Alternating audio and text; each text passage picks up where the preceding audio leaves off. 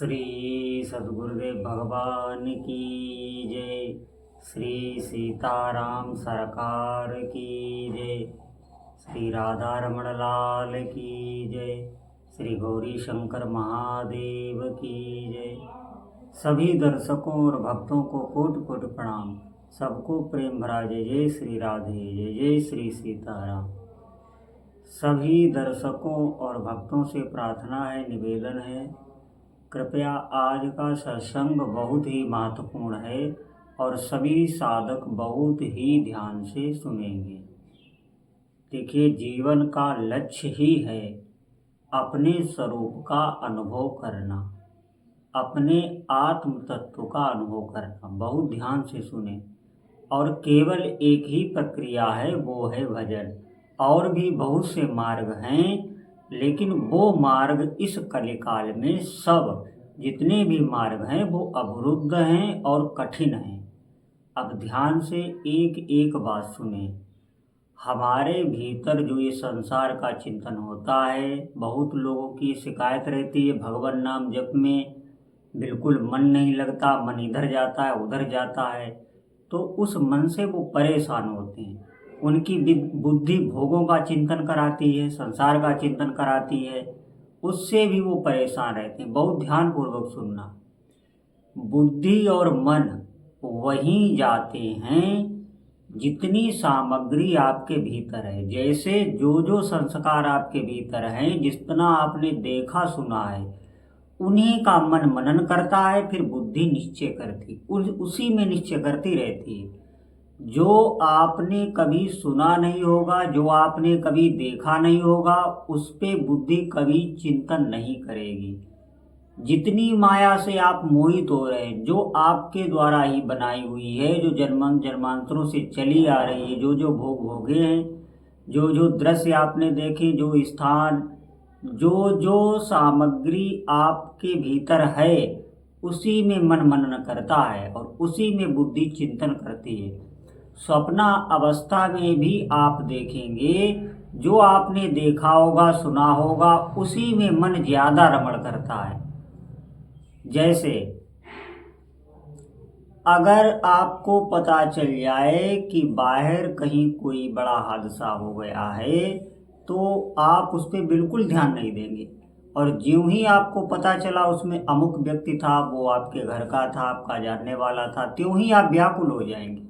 इसका मतलब ये है कि आपको बाहर किसी से कोई मतलब नहीं। जहाँ भी आपकी आसक्ति होगी वहीं हम फंसे हुए होते हैं, और वही उतनी ही माया हमें सुख देती है और दुख देती है। बाहर की माया न तो हमें सुख देती है न दुख देती है। इसीलिए जितना संग्रह हमारे भीतर अंतःकरण में होता है, उसी का मनन चिंतन करता है, बुद्धि उसका निश्चय करती है और अहंकार उसको स्वीकृति करता है कि मैं कर रहा हूँ, मैं कर रहा हूँ। बस जीव के सुख दुख का यही एक कारण है। अब आप ध्यानपूर्वक सुनना। बहुत सरल और सुगम दो बातें हमारे जीवन में होती हैं। एक तो अनुभव की है और एक विश्वास की होती है।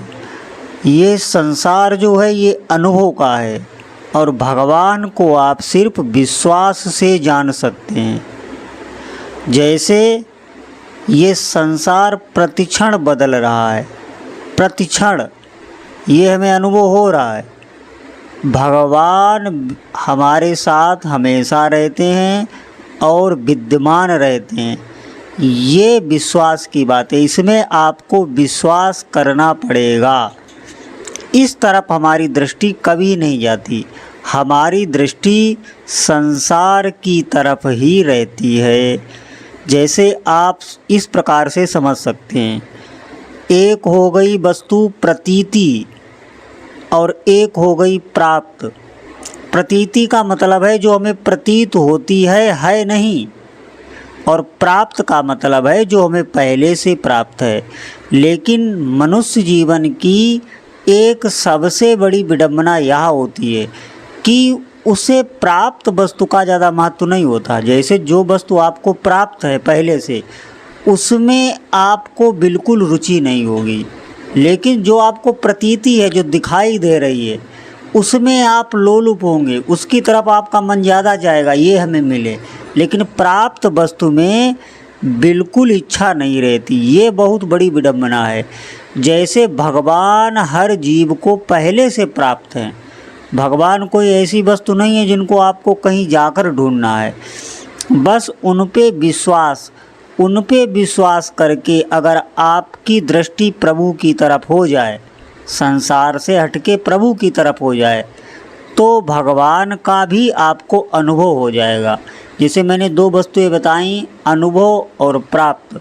अभी हमें अनुभव संसार का हो रहा है, भगवान प्राप्त होके भी हमें अनुभव में नहीं आ रहे हैं। क्यों?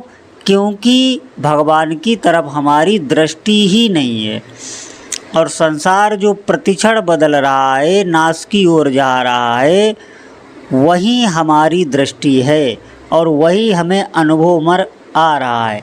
अब आप ध्यान से सुनना।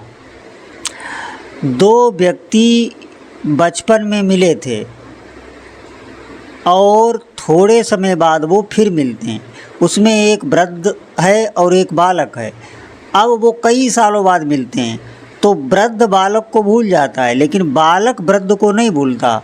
वृद्ध बालक को इसलिए भूल जाता है कि बालक जो है वो थोड़े समय बाद उसकी उम्र बढ़ेगी तो उसका रंग रूप बदलेगा, और वृद्ध का रंग रूप नहीं बदलेगा, वो पहचान में आ जाएगा। फिर दोबारा जब दोनों मिलते हैं तो वृद्ध बालक को भूल जाता है। बालक वृद्ध को बताता है कि हम बहुत पहले मिले थे, हमने ये बातें की थी, मैं वह हूँ, मैं वो हूँ। फिर वृद्ध की समझ में आता है, फिर वो उस पर हाल पूछता है। वो बताता है मेरा तो ठीक है। वृद्ध कहता है मेरा हाल बहुत ख़राब है। इसका मतलब है हमारी परिस्थितियाँ बदलती हैं, हमारा रंग रूप प्रतिक्षण बदल रहा है। संसार विनाश की ओर प्रतिक्षण जा रहा है। जैसा शरीर आज आपका है वैसा कल नहीं रहेगा। बुद्धि भी बदलती रहती है। जैसे हमारे छोटे पर जो बुद्धि थी खिलौनों में और छोटे मोटे खेल खेलने में, वो बुद्धि अब हमारी नहीं बनी हुई है। बुद्धि भी बदल जाती है, शरीर भी बदल जाता है, लेकिन जो अनुभव करता रहता है इन सब वस्तुओं को, वो वही रहता है। वही आत्म तत्व होता है जो हर वस्तु को अनुभव करता है कि मैं वही हूँ। जैसे आप जहाँ भी बैठे हैं, आप अपने को अनुभव कर रहे हैं। बहुत छोटी अवस्था में आप जो थे, फिर आप युवावस्था में आए, वृद्धावस्था में आए, ये शरीर संसार बदल रहा है। जो प्रतीत हो रहा है और जो इनका अनुभव कर रहा है, जो दृष्टा है, वो प्राप्त है, लेकिन उस तरफ हमारी दृष्टि नहीं है। उस तरफ दृष्टि ना होने के कारण, पहली बात तो दृष्टि हमारी इसलिए नहीं है कि हमें विश्वास ही नहीं है। हमें विश्वास करना होगा कि प्रभु हैं, पहले भी थे, अब भी हैं, वही हमारे साथ हैं। ये शरीर संसार नहीं है, इसमें हम फंसे हुए हैं।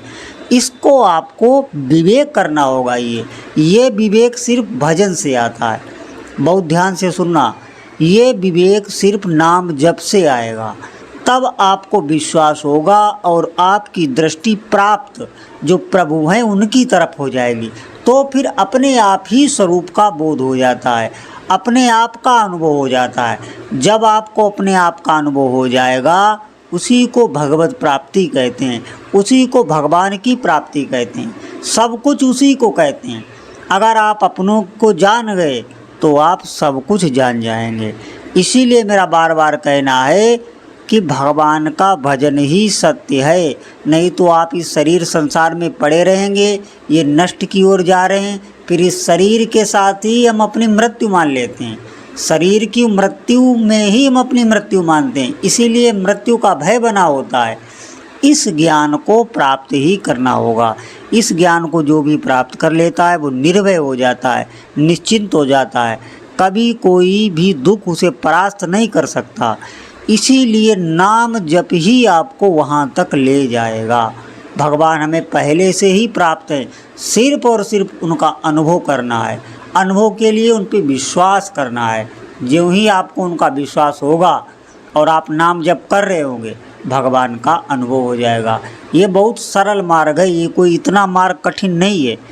कठिन बात ये है कि संसार की तरफ से मन हट के हमारा भगवान की तरफ आए। तो अधिक से अधिक भजन करना है। भजन से ही सब कार्य बनते हैं। बोलो जय जय श्री सीताराम।